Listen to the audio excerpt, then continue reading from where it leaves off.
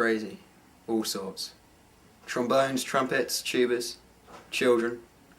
Linden, he preferred the children, but it's crazy. What about the electro side of it? Well, I liked how he set his trombone up to that electro, so when he played, yeah, he just kept electrocuting himself. It was funny after the third time, but when he kept fainting, it was just so bad. Yeah, it was awful. Did you listen to electro brass music? No. No, I can't say I did. I once did buy one of their albums, but that was just used as a coaster. Linden's electro brass band may have had 17 different names during their 20-year career, but that didn't make them any less memorable. What was the name of Linden's electro brass duo? Something about gays. I'm pretty sure it was like the Electric Gay Group or something. I'm not sure. It might have been. I mean, it might not have been gay. It might have been kangaroos or something. I don't know. Well, it's pretty hard to define, really, isn't it? There were so many. I mean, the group was a constant evolution. It was like evolution, constantly evolving. So, I think anything you think of will probably be a fair name. Can you give me a word? No, a verb. A verb. Give me a verb. A verb? Yeah, that's a doing word. How about defecating? Alright, now think of a noun, but a noun like a historical noun. Something from the past. Cathedral. Defecating cathedral. It's the late 70s to early 80s period. Of all the names of the band, which was your favourite? Penis Bandits. Because I felt that sort of embodied what we were about, because when we met in prison and then later during the Aztec slaughter we had the idea of creating this revolutionary rock band, we thought we don't just want to represent music and the passion for music, we want to represent a kind of freedom that we ourselves personally were looking for. And this was embodied in the sort of the symbolic representation of the phallus.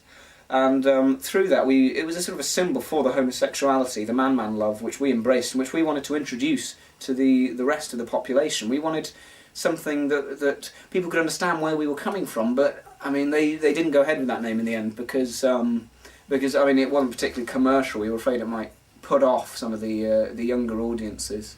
What did you go with? Clit tuckers. No. So how did the electro brass revolution start?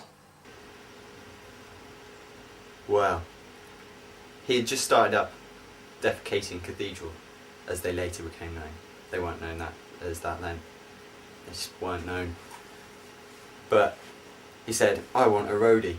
And I was just walking past eating a sandwich, and I thought, roadie? I could do that, I've got arms. So I did, and that's how we met.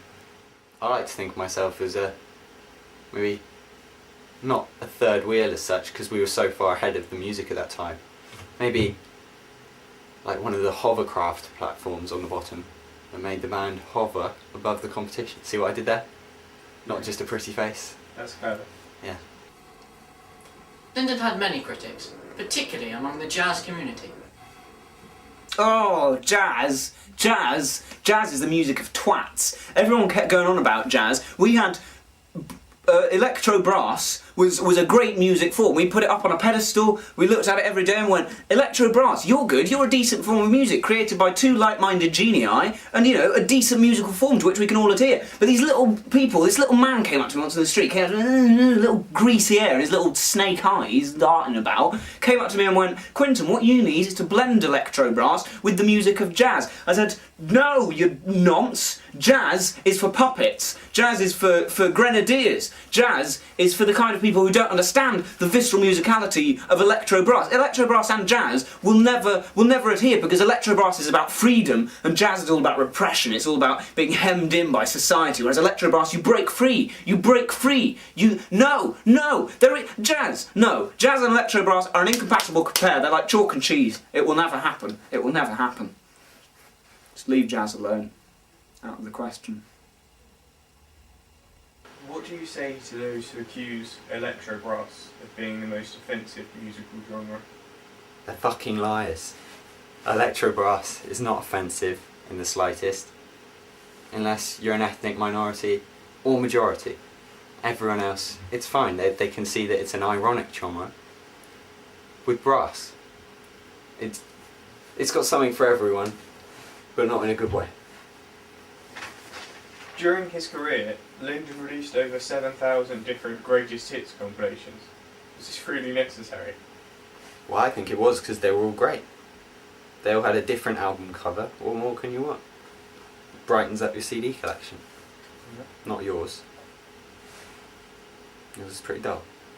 As the band began to climb the gold-plated ladder of fate, leading to the overrated something of fame, rumours abounded about the relationship between Linden and Quinton. I'll put it like this. You see that there? Little mark? Yeah. That is one of the few things I have left to remember him by.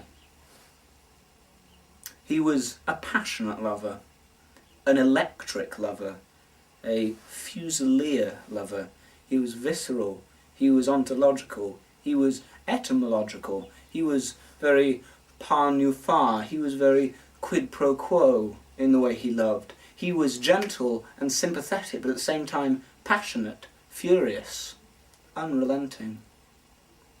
I enjoyed that. I'd say he'd be harder than a quadratic equation.